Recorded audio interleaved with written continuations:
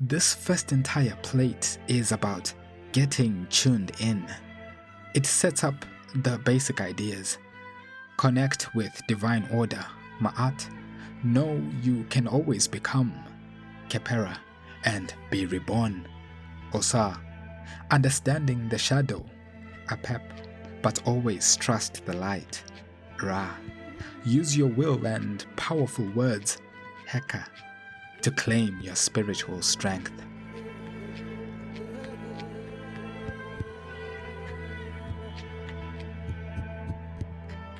Hush now. Listen closely, not just with your ears, but with that deep, quiet stillness beginning to stir within you. You possess a guide, a map charted millennia ago. Whispers call it spells of coming forth by day, the Book of the Dead, or the Papyrus of Ani. But make no mistake, this is no mere reading of faded scrolls. This is not his story you are about to witness from afar. This is yours. This is the journey your own soul is undertaking right now. These are the passages you must navigate, the truths you must embody. Every hymn sung, every shadow confronted, every transformation achieved. You are not a passive observer in the dark. You are the protagonist. You are weaving your own thread into the eternal pattern, writing your own unique chapter in the great unfolding scroll of existence. The stakes? They are existence itself. The chance to become whole, luminous, integrated into the cycles of perpetual light, or the risk of dissolution, of fading, forgotten into the grey twilight of unmaking. Choose consciously, act intentionally. Right now, you stand poised at the very beginning, a threshold unseen by mortal eyes, yet profoundly felt in the core of your being. Stillness surrounds you, thick with potential. Awareness flickers like a flame catching hold. Listen, feel that expectant hush. The journey ignites.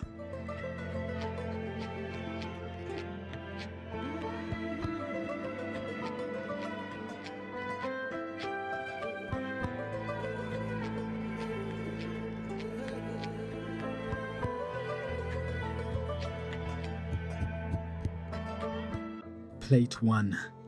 Threshold of Eternity. Section 1. The Stillness Before Dawn. Silence. Deeper than any earthly quiet you've ever known. A stillness that isn't empty but vibrates, humming with raw, untapped potential just beneath the surface of perception. Awareness flickers back, not to the familiar comfort of breath and bone, the world you left behind, but into this, a space unbound by walls, defined only by presence. Before you, yes, you, stands an altar, laden, overflowing with offerings that feel both impossibly solid and utterly symbolic. Sculpted meats, radiant life force, perfect loaves and cakes untouched by time, fruits glowing with an inner light, gleaming jars of oil and wine shimmering, lotus flowers emitting a soft luminescence, sustenance undeniably. Provision for a journey you didn't consciously choose, yet are compelled to undertake. And beside you, shimmering like heat, rising off desert sands, figures stand, echoes of a life lived, or perhaps guides. A man and a woman, draped in luminous white and saffron robes, their forms exuding a profound reverence, hands poised in silent adoration towards something vast, yet unseen. Around you, the hush deepens, pregnant with unspoken meaning, heavy with imminence. You feel strangely anchored to this spot, yet utterly untethered, adrift on the cusp of an immense unknown, grounded and floating here and elsewhere. This is unmistakably a threshold. The solid presence of the altar confirms your place, your startling new existence, yet the silence stretches before you into an unnerving, infinite vastness. What passage awaits? What reality requires such potent symbols for its journey? You stand, waiting, immersed in the deep, expectant quiet, feeling the first stirrings of change on the horizon of your being.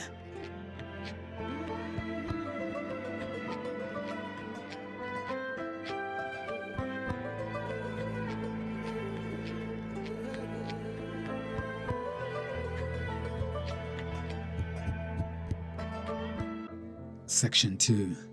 When the light speaks within.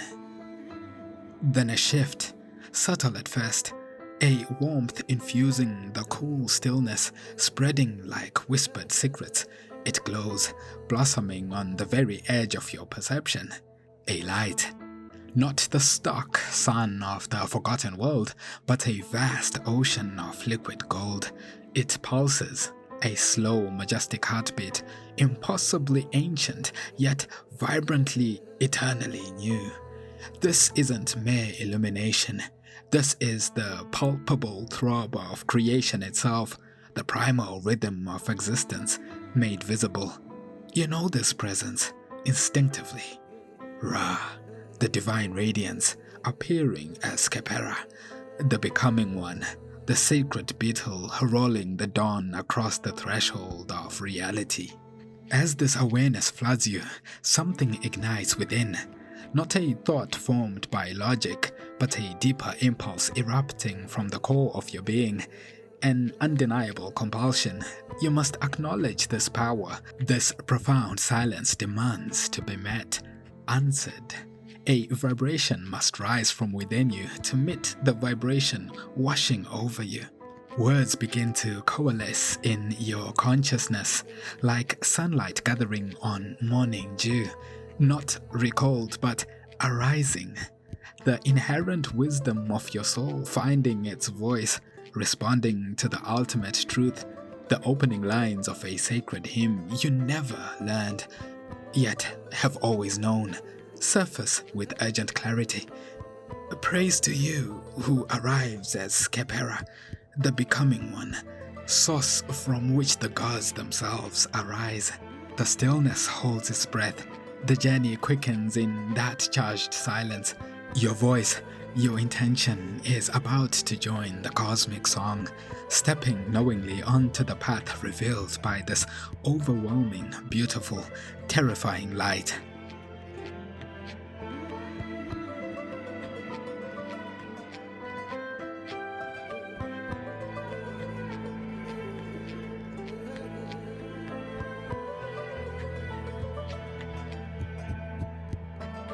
Section 3. Where light casts its shadow. The words flow, gathering resonance, weaving themselves into Ra's golden light. You speak of his rising, his shining majesty, the power that crowns him sovereign of all forces. You feel the harmony of Ma'at, cosmic balance, unwavering truth, embracing him, the very structure of reality built on order. There's a rightness here, a click of alignment, but the hymn flows onward, and the tone subtly shifts. The ancient words speak not only of creation, but of its necessary shadow, opposition. They name your enemy. They speak of the evil one. And as your voice gives form to these concepts in the sacred space, a discordant shiver runs through the golden harmony, a sudden chill, an icy counterpoint beneath the dawn's warmth. This isn't abstract mythology. You feel it now. A pep, the serpent of unmaking, not a physical beast, but a palpable presence coiling just beyond the light's reach. A vast negation, a chilling gravity pulling towards dissolution, seeking to swallow the dawn.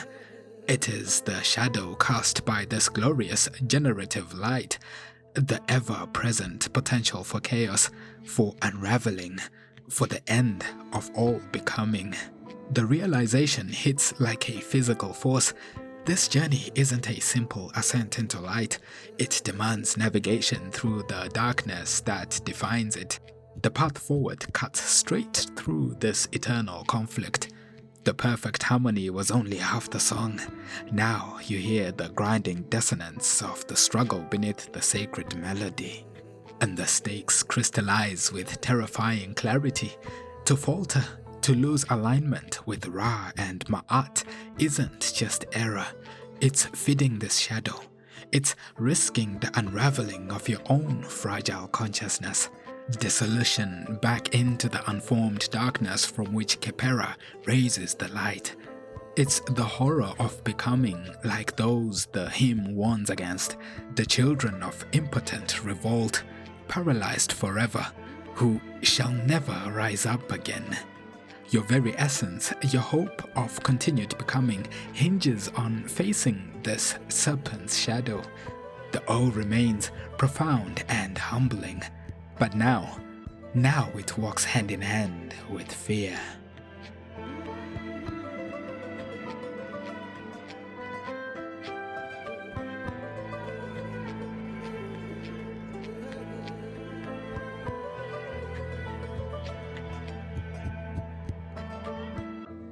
Section 4. I claim this path. Yet that fear, touching the void, ignites a different fire within, a fierce, protective spark of the I that endures. Your first utterances were born of awe, a reaction to overwhelming glory, but now, gazing into the potential abyss revealed by the serpent's shadow, understanding the razor's edge of existence, your focus becomes diamond sharp. It turns inward, gathers power. The hymn flowing through you transforms yet again. No longer just an anthem to the cosmos, it becomes intensely, urgently personal. A plea fueled by necessity, evolving into a powerful declaration. The words now carry the focused weight of your need, your individual will asserting itself against the currents of unmaking. May Ra grant me radiance. The words resonate from your core, a conscious counter-pressure against the fear, and strength and victory over all that opposes. May I emerge, resurrected, a living soul, whole, vibrant, and aware. This is the pivotal turn, no longer passive observation. You are stepping into the heart of your own unfolding myth. You actively petition, claiming the divine empowerment needed for your survival, your transformation. You assert your right, your will to endure, to evolve, to become more within this cosmic tapestry. With every deliberately spoken word, every pulse of focused intention, you feel the shift from witness to protagonist, from being subject to this reality to actively engaging with it. Your intention becomes a subtle force, weaving your desire for continued life into the fabric of this transition. The fear is not gone, but it now feeds the flame of determination. You are taking conscious ownership of this journey. You are engaging your will.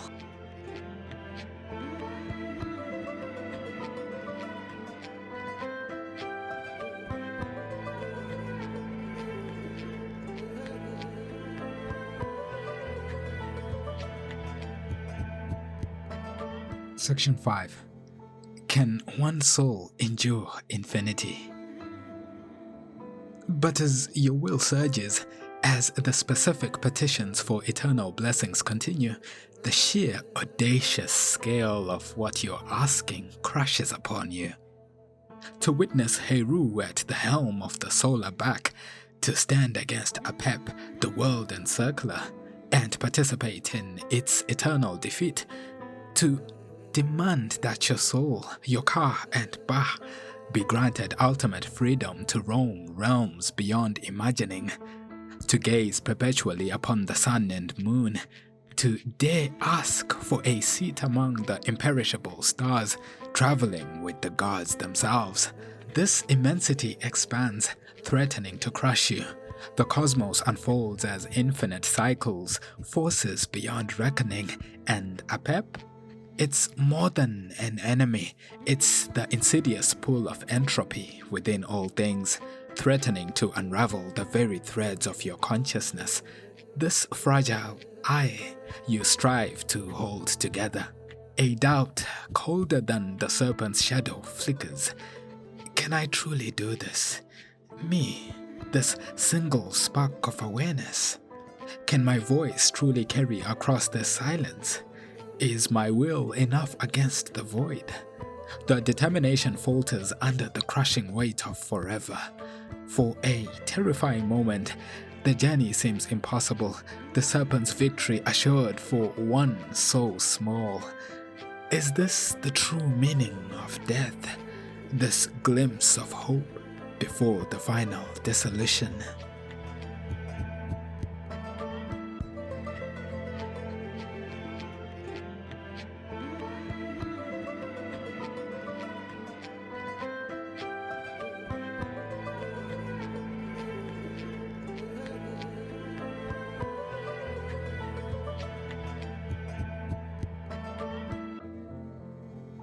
Section 6. The Papyrus Unfurls Within.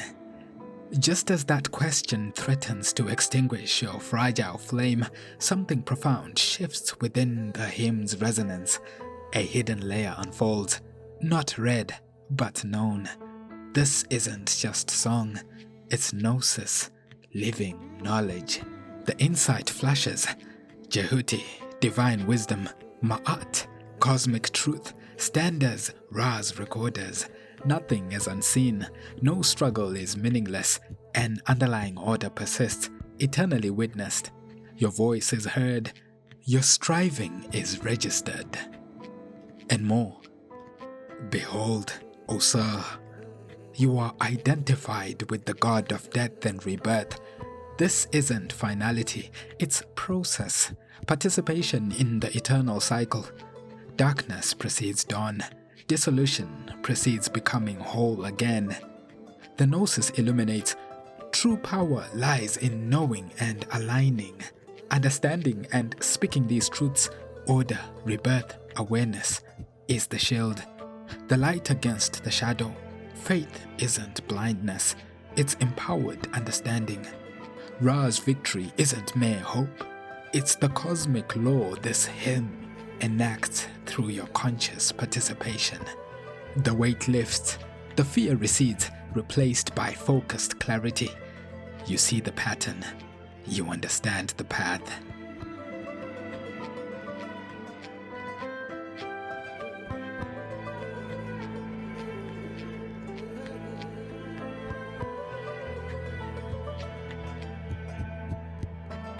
Section 7. A moment of balance. Empowered by this gnosis, your voice regains its full strength, clear and unwavering, speaking the hymn's final, potent declaration. And may I be welcomed, you affirm, weaving your destiny into the light. Into the very presence of Osa, welcomed, justified, and whole, into the land of triumph. As the last syllable settles, the oppressive weight dissolves, transmuted into quiet, determined hope. The immediate crisis, the shock, the fear, the doubt has passed, integrated, understood. You stand having acted, you have spoken the words of power, aligned with Ra and Ma'at, faced the shadow, yet affirmed the light. A sense of profound readiness fills you. A provisional peace settles like calm waters. It is not the end, but a vital balance point achieved. The first step is complete. The golden light of Ra now feels different. Less a distant star, more a luminous path unfolding directly before you, inviting you onward. You have faced the threshold, found your voice, claimed your place, centered, resolved, ready for the journey ahead.